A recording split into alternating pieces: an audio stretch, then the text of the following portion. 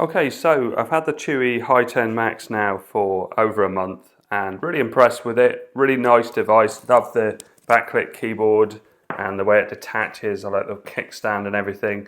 But it is quite large for a tablet at 12.9, so it's the same size as the biggest iPads. So if you want something smaller, I have what's in these boxes. So this is the Hi10 X1. And in the box we've got a USB-C charger, 12 volt, 3 amps, so 36 watts. And we also have the tablet. So size-wise, just to give you an idea, between a 12.9 and a 10 inch, it's quite a big difference. And certainly for putting this in a bag, it's quite a nice size. So very portable. So it's a little bit smaller compared to my iPad Pro. And they also sent me this box, which I don't know if this comes with all of them or if it's separate bundles. This is the keyboard. Oh, and a case.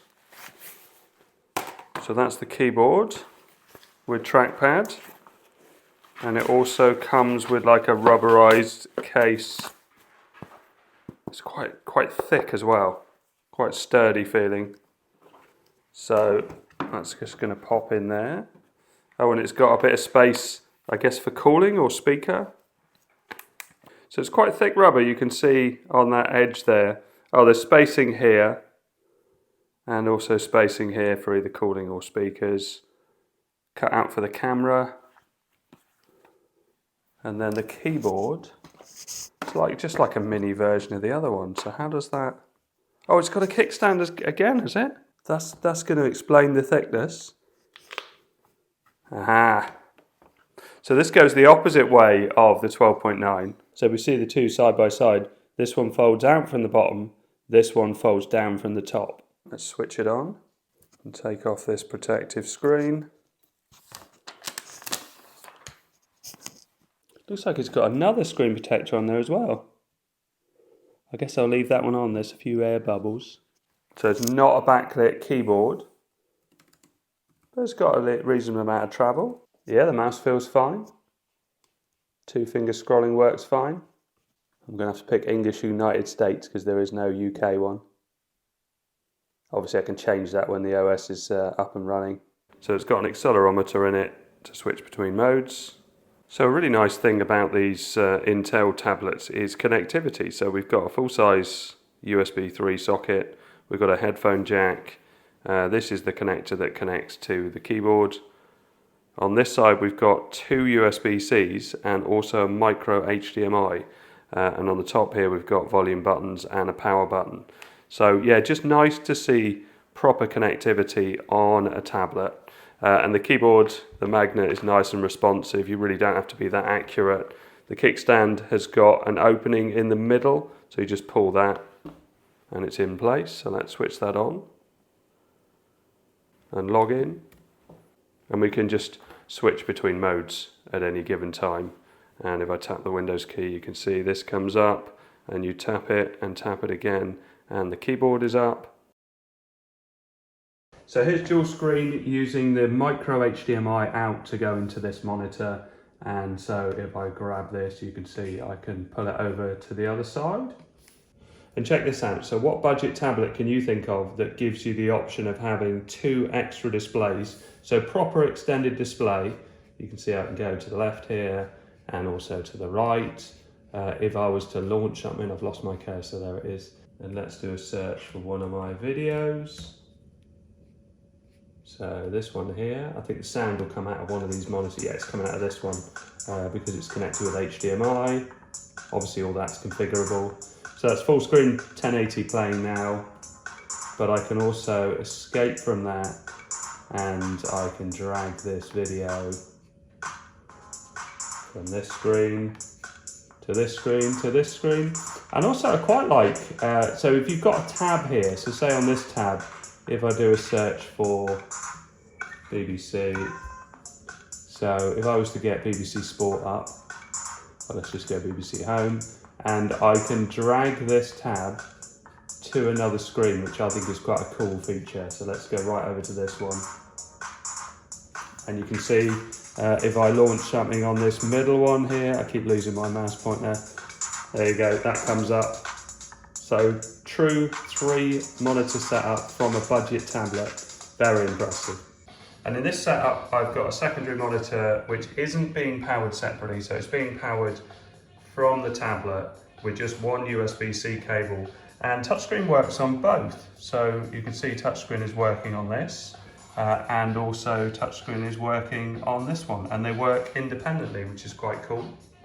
So here I'm using two HDMI monitors. I'm using a USB-C to HDMI adapter, but I'm also powering this. So I've got power going into this HDMI to USB-C adapter, so it's powering the tablet, so it's not going to lose charge.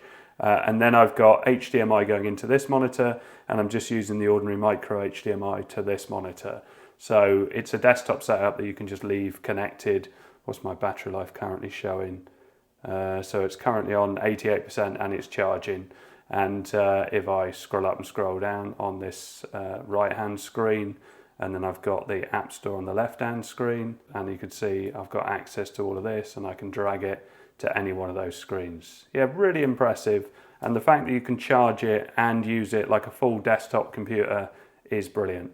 And this is the Ugreen adapter that I was using. So USB-C goes from the tablet and it goes to HDMI in the monitor, but also you have power in so that it's powering it all as well.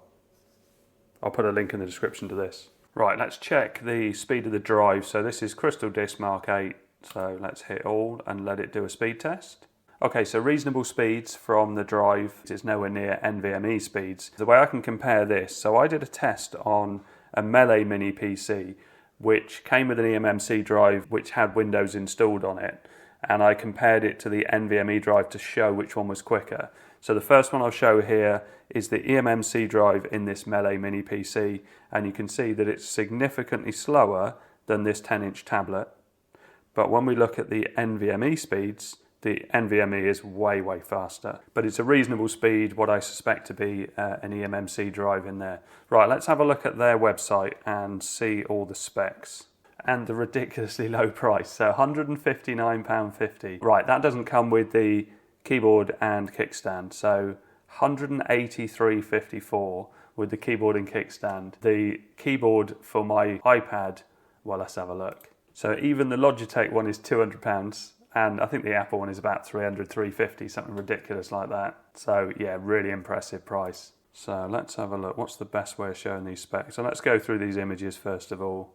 So 1280 by 800 display. I'm using it at 1920 by 1080 because I'm using it on a separate monitor now. 12th gen Intel N100. I've reviewed loads of N100 mini PCs and the performance has been great. So if you want to see, you know, what sort of gaming and various different things and performance you get from that, I'll link all those videos. So 8 megapixel rear, 5 megapixel front. So 256 gig. Oh, so it's a SATA SSD. So it would be replaceable then. That's good. And that would explain why it was getting faster speeds than the eMMC drive in the MeLe. 8 gig DDR5 RAM. So Windows 11 was pre-installed. So 610 grams is the weight. Wi-Fi 6 and Bluetooth 5.2. I'm using it on Wi-Fi at the moment, and I don't get great Wi-Fi in this room, so it's working well. Premium aluminium alloy. I think rich sound is a stretch, but the sound is fine.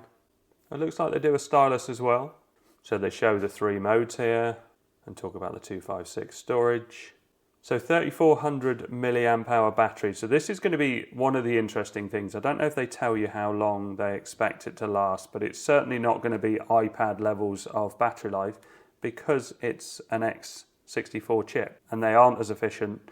But on the upside, they are incredibly compatible with various different operating systems. And that's something that you can't do with an Android tablet or an iPad. And I noticed here they got this the wrong way around. So they say that this port charges. Well, it doesn't for me. This port charges for me. And also this is the port that gives the HDMI output. So it's, I think it's 3.2 you need for USB-C with DisplayPort and the micro HDMI port. It's nice to see an audio jack on there and another USB-A. So let's just open up a few web pages. So I've got John Lewis here. Let's go for Hot UK Deals and BBC Sport. And this default Microsoft one has a lot of information and photos and things on it as well. So we go BBC Sport, back to Hot UK Deals, and let's launch that one. Back to the Chuwi one, which has also got quite a lot of photos and information on it. Actually not on this one, on the features page there's all of that. So back to Hot UK Deals, and oh no, it's already opened. Let's close those two, and let's have this one and accept that. So it is snappy, and you know, so if I call up the store as well, or that's come up on the tablet screen below it, because I'm using this in dual screen mode, and obviously all the window snapping and everything works with this. So BBC Sport, again, loads of things on that page. So it is, you know, as expected. N100s are actually pretty decent. They are nice and snappy devices, but again, very, very compatible. So I thought, what if I tried to install a different operating system on it? And I'm actually going to install it internally, but I have got a load of x64 operating systems already on separate drives that I thought I'd try. Okay, so I'm plugged into a separate monitor. I've got Batocera, which is a multi-game emulator system on this SSD drive, and I've got my controller plugged in. Let's switch on, so press and hold power, and let's tap F7 for the boot menu. And then we get this. So we want to launch Batocera, which is this one. So it's loading in portrait on here at the moment, but it's booting up the second monitor. So now we're on the big monitor. Perfect. So what systems have I got on here? So I've got GameCube. Let's try this. So Lara Croft. So this is Tomb Raider Legend. Okay, looks pretty smooth. The audio's fine. So let's look around. Yeah, seems to be coping all right. Watch jump. Okay, so let's just see if we can jump across this. Yeah, that'll do. Yeah, no problems with that. Okay, let's try something else. So I've got PS2 on here as well. So let's try a bit of Burnout 3. Yeah, that feels fine. Nice and smooth. Nice boost. The audio is fine. I've had to turn off the audio because I don't want any copyright strikes. But yeah, that is really nice. Oh, that was a bit aggressive. Let's try and take them out. No, not quite. Oh, yeah, that's absolutely fine. Let's quit out of that. So a different drive, but I've used the same method, so pressing F7 on boot, to boot into KDE Neon. And as you can see, it boots up in portrait mode. So it seems to treat the display in portrait mode by default. But I can change that. So if I pick a different mode, let's try that one. Yeah, that's better. So let's keep that. Oh, and the mouse is working fine now. Is the touchscreen working? Oh yeah, the touchscreen has sorted itself out, which is perfect as well. That's nice. I'll put it on the big screen behind it though, just for screen capture purposes. So that should boot up. Yeah, it's woken it up. Yeah, perfect. Let's see how the thermals are. Have I already got P sensor on here? I have. Is it going to pick it up fine? Oh yeah. So what we got? 38 degrees is the highest of all those. Look at all the cores. Oh crikey, there's loads of information there.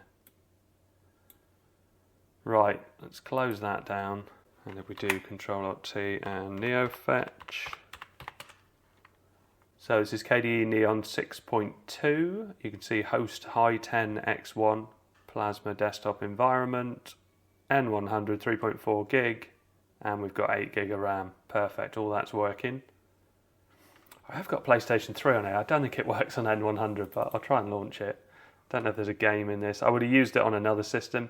Right, so this Tony Hawk's game doesn't work on a much higher system, so I think if I'm going to run something, I guess San Andreas would probably be the one to try. So if I plug in another drive with that on, or in fact, I think if I go on my network, I can probably do it that way. Let's see. So at the moment, I haven't configured the Wi-Fi. Let's do that first. I think this is the right password. Because I often get asked with Linux if the Wi-Fi works. So yeah, I haven't plugged anything else in. This is working with Wi-Fi. Well, I guess it is. Let's have a look. So Network, it's not picked up my NAS drive yet, but could that be, yeah, this is Dolphin. Maybe I'd try installing PCMan. Sudo at install PCMan FM. Put my password in. Let's install that. It just seems to be really good for network drives. It's the file manager that Raspberry Pis use. You can see that's working nice and fast. So now if I close a few of these things down, press the Windows key and type in PC man FM, there you go. And is my network drive. So go, network, yeah, perfect. So let's go into my games folder. I haven't got any PS3 on here, so I'm going to have to plug in an external drive. Okay, so there's the external drive. It's all working fine. PS3 games and San Andreas, let's copy that. And where did I put them? I probably put them in documents. Yeah. So let's paste that in. And you can see that's copying over. We can keep an eye on these temperatures. So 47 degrees at the moment, but we want to see what happens when we play, well, we try and play PlayStation 3. But Linux does run really well on an N100. It just is great. It's nice and snappy, and all the window snapping is here as well. Love it. Now, is my gamepad already configured? Yeah, it looks like it is. Okay, that's just finished. So open and documents, San Andreas. And is this going to work? Okay, the audio sounds all right. Okay, let's get this a little bit closer. So when I crop it, it'll be a bit easier. Okay, so without the music, let's see what's happening. So FPS, we're getting around 30, which is right for this game. Yeah, it's not struggling with that. We've got lots of other cars and people and bikes and things like that, and it doesn't seem to be struggling. This is super impressive. Now, I did pick San Andreas because it's an easier to run PS3 game, because it's based on the PS2 game, like an enhanced version. But I didn't expect it to run quite as well as this on a tablet. And I'm just going to drive around for how long? Let's say, so it's 12:34 now. So I'm going to drive around for 5 minutes. So set a timer for 5 minutes. Good afternoon, Lee. 5 minutes, starting now. And we'll see how we get on, see what the temperature goes up to. Because the CPU usage, what are we looking at, 42%? How's it so low? That's amazing. None of the cars are fast cars. And this one has got terrible handling. The back goes out all the time.